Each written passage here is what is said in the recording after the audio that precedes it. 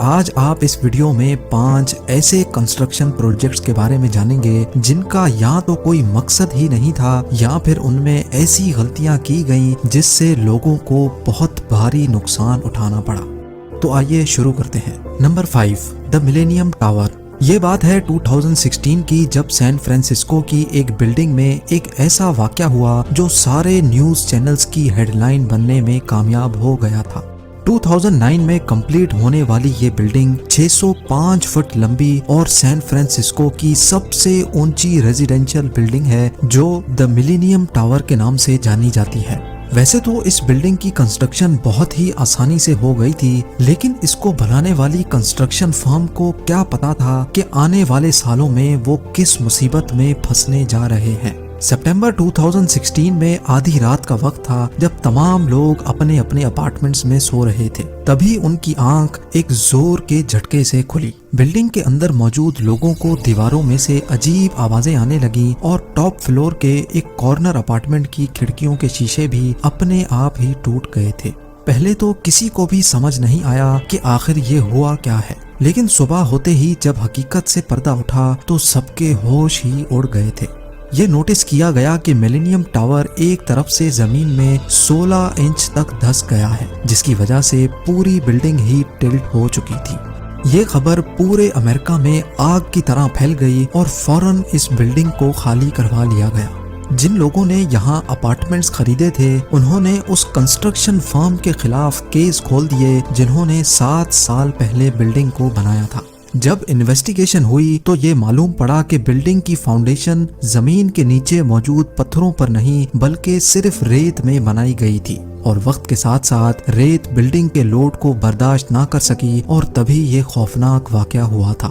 2020 میں کورٹ کے آرڈر پر construction company نے بلڈنگ کی فاؤنڈیشن کو مضبوط کرنے کا کام اسٹارٹ کر دیا۔ زمین میں مزید 50 پائلز 70 میٹر تک نیچے ڈال کر بلڈنگ کی فاؤنڈیشن کو مضبوط کرنے کا کام ابھی اسٹارٹ ہی ہوا تھا کہ اگست 2021 میں ایک بار پھر سے بلڈنگ کا ایک حصہ مزید زمین میں دھس گیا۔ اس پوری بلڈنگ کو بنانے میں ٹوٹل $350 ملین یعنی 2600 کروڑ روپیوں کا خرچ ہوا تھا، اور اس کی فاؤنڈیشن مضبوط کرنے میں ابھی تک $100 ملین ایکسٹرا خرچ ہو چکے ہیں۔ آج بھی یہ بلڈنگ سین فرانسسکو میں ایسے ہی جھکی ہوئی ہے اور انجینئرنگ ٹیم کا کام ابھی تک چل رہا ہے۔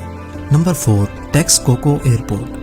سپٹمبر 2014 میں میکسیکو کے پریزیڈنٹ نے ایک ایسا میگا پروجیکٹ اناؤنس کیا جو میکسیکو نے پچھلے 100 سالوں سے نہیں دیکھا تھا۔ یہ پروجیکٹ دنیا کا سب سے بڑا ایئرپورٹ بنانے کا تھا جس کو ٹیکسکوکو ایئرپورٹ کا نام دیا گیا، کیونکہ میکسیکو میں پہلے سے جو انٹرنیشنل ایئرپورٹ موجود تھا اس کو سالانہ 5 کروڑ مسافر استعمال کر رہے تھے۔ اسی وجہ سے اس ایئرپورٹ کا لوڈ کم کرنے کے لیے اور میکسیکو میں وزٹرز کی تعداد بڑھانے کے لیے ٹیکسکوکو ایئرپورٹ کا پلان اناؤنس کیا گیا تھا۔ یہ ایئرپورٹ اتنا بڑا تھا کہ اس کا پہلا فیز 2020 میں لانچ ہونا تھا اور اس کا آخری فیز 2065 میں کمپلیٹ ہونا تھا۔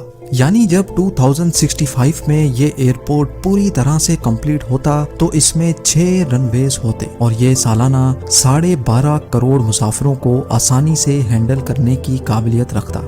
اس پورے پروجیکٹ میں $13 بلین یعنی 95,000 کروڑ روپیوں کا خرچ ہونا تھا۔ میکسیکو کو یہ پروجیکٹ کمپلیٹ کرنے کے لیے بینکس سے لون لینے پڑے اور ظاہر ہے ان لون پر انٹرسٹ بھی دینا تھا۔ کنسٹرکشن کا کام تو اسٹارٹ کر دیا گیا، لیکن 4 سالوں کے بعد یعنی 2018 میں میکسیکو کا نیا پریزیڈنٹ الیکٹ ہو گیا اور اس نے آتے ساتھ ہی ٹیکسکوکو ایئرپورٹ کی کنسٹرکشن کا کام رکوا دیا۔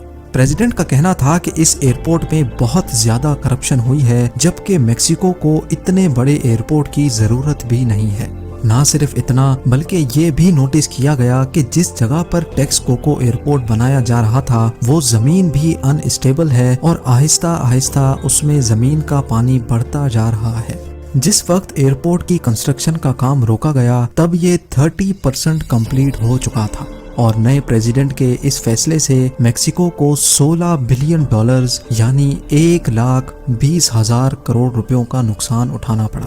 آج بھی ٹیکسکوکو ایئرپورٹ کی یہ ادھوری سائٹ ایسے ہی بیکار پڑی ہوئی ہے۔ نمبر 3، ٹیکوما نیرو سسپینشن برج۔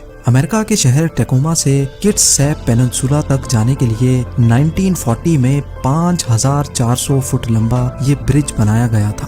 اس قسم کے برج نارملی اسٹیل وائرز کی سپورٹ سے لٹک رہے ہوتے ہیں، اسی وجہ سے ان کو سسپینشن برج کہا جاتا ہے۔ یہ برج، جس کو ٹیکوما نیروز سسپینشن برج کا نام دیا گیا تھا، یہ دنیا کا تیسرا لمبا ترین برج تھا۔ جب اس کی کنسٹرکشن ہو رہی تھی تو ورکرز نے نوٹس کیا کہ تیز ہواؤں کے دوران برج اوپر نیچے ہو رہا ہے، جو کہ ایک انتہائی خوفناک علامت تھی۔ انجینئرز نے اس کی موومنٹ روکنے کے لیے اس میں کئی چینجز کی، جس میں برج پر ہائیڈرولک بفرز کو بھی انسٹال کیا گیا۔ 1 جولائی 1940 کو یہ برج آفیشلی پبلک کے لیے کھول دیا گیا، لیکن لوگ اس برج کو استعمال کرنے سے گھبراتے تھے کیونکہ تیز ہواؤں میں یہ برج ابھی بھی جھولتا رہتا تھا۔ لانچ کے 4 ہی مہینوں کے بعد ایک دن تیز ہوا میں یہ برج انتہائی خوفناک انداز میں جھولنے لگا، اور آخرکار وہی ہوا جس کا سب کو ڈر تھا۔ برج ٹوٹ کر پانی میں جا گرا، لیکن اس حادثے میں کوئی جانی نقصان نہیں ہوا۔ اس حادثے کے 10 سالوں کے بعد اسی جگہ پر یہ برج دوبارہ بنایا گیا، لیکن اس بار ان غلطیوں کو نہیں دہرایا گیا جو پچھلی بار کی گئی تھی۔ 1950 میں ٹیکوما نیروز سسپینشن برج کا نیا ورژن لانچ کر دیا گیا، جو آج تک بالکل اسٹیبل کھڑا ہوا ہے۔ اس نئے برج کو بنانے میں $790 ملین یعنی تقریباً 6000 کروڑ روپے دوبارہ سے خرچ کیے گئے۔ Number 2، Liang star city. China کے شہر کنمنگ میں 19 بلڈنگز کی ایک ایسی سوسائٹی بنانے کا پلان کیا گیا جس میں اپارٹمنٹس اور آفیسز شامل تھے۔ اس سوسائٹی کو لیانگ اسٹار سٹی کا نام دیا گیا۔ 19 ٹاورز کے اسٹرکچر تو کھڑے ہو گئے، لیکن اب کمپنی کے پاس ان بلڈنگز کو اندر سے کمپلیٹ کرنے کے پیسے نہیں بچے تھے، لہٰذا صرف 4 ٹاورز کو ہی اندر سے بنایا گیا اور بقایا 15 ٹاورز کئی سالوں تک ایسے ہی پڑے رہے۔ 9 سالوں کے بعد یہ معلوم پڑا کہ بارش کا پانی ان 15 ٹاورز کی بیسمنٹ میں جمع ہو چکا ہے، اور اس نے ان بلڈنگز کی فاؤنڈیشن کو اتنا نقصان پہنچا دیا ہے کہ نہ تو اب یہ ریپیئر ہو سکتی ہیں اور نہ ہی ان کو ایسے ہی چھوڑا جا سکتا ہے۔ لہٰذا کروڑوں روپے خرچ کر کے بنائے جانے والے ان 15 ٹاورز کو گرانے کا پلان کیا گیا۔ 2021 میں 4 ٹن ایکسپلوسیو کا استعمال کر کے ان بلڈنگز کو ایک ہی جھٹکے میں گرا دیا گیا۔ سالوں کی محنت لگا کر جن ٹاورز کو بنایا گیا تھا، صرف 45 سیکنڈ میں ہی وہ مٹی کا ڈھیر بن گئے۔ اور اب نمبر 1، اوروول اسپل وے۔ کیلیفورنیا میں موجود اوروول ڈیم تقریباً 50 سال پہلے بنایا گیا تھا۔ ہر ڈیم کی طرح یہ ڈیم بھی الیکٹریسٹی بنانے، پانی کو ذخیرہ کرنے اور فلڈ کنٹرول کے لیے بنایا گیا تھا۔ کیونکہ یہ ڈیم کافی پرانا تھا اور اس کو صحیح سے مینٹین بھی نہیں کیا جا رہا تھا، اسی وجہ سے یہ ڈیم فلڈ یعنی سیلاب کی ایمرجنسی صورت کو ہینڈل کرنے کے قابل نہیں تھا۔ ویسے تو سب کچھ صحیح چل رہا تھا، لیکن اگر کبھی یہاں سیلاب آیا تو بات بگڑتے دیر نہیں لگے گی۔ ابھی یہ باتیں چل ہی رہی تھی کہ فیبروری 2017 میں کیلیفورنیا سخت طوفان کی لپیٹ میں آ گیا اور بارش اتنی شدید پڑی کہ اس نے اوروول لیک کو اپنی کیپیسٹی سے 150% زیادہ بھر دیا۔ لیک سے پانی کا لیول کم کرنے کا ایک ہی طریقہ تھا، اور وہ یہ تھا کہ اوروول لیک کا اسپل وے کھول دیا جائے۔ ایسا کرنے سے ڈیم کا پانی فلو کر کے ریور میں جا گرے گا۔ ڈیم کا اسپل وے تو کھول دیا گیا، لیکن تھوڑی دیر کے بعد ہی وہی ہوا جس کا ڈر لگا ہوا تھا۔